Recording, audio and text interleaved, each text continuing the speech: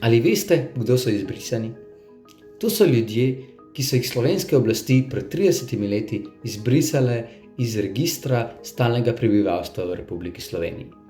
Skupno jim je bilo, da so izvirali iz nekdanje Jugoslavije ali pa so bili tam rojeni. Oblasti so izbrisale 25.671 ljudi, ki so v Sloveniji živeli povsem zakonito.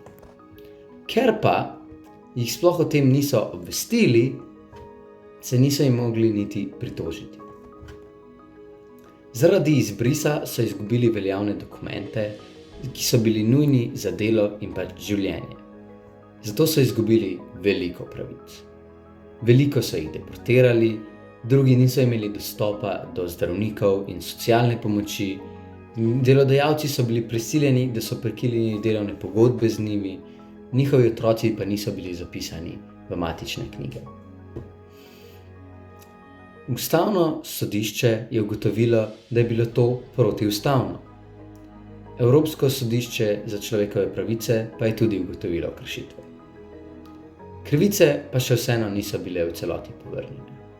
Slovenska oblast je izbrisanim priznala le minimalne odškodnine, približno polovica pa še zmeraj ni dobila nazaj statusa stalnega prebivalca. Prav tako pa izbrisani še zmeraj niso dobili uradnega opravičila strani države.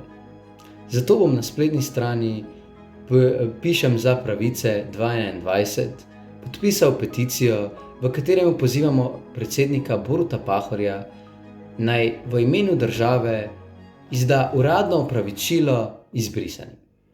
Upam, da se mi v tem pridružiš in peticijo podpišeš tudi ti.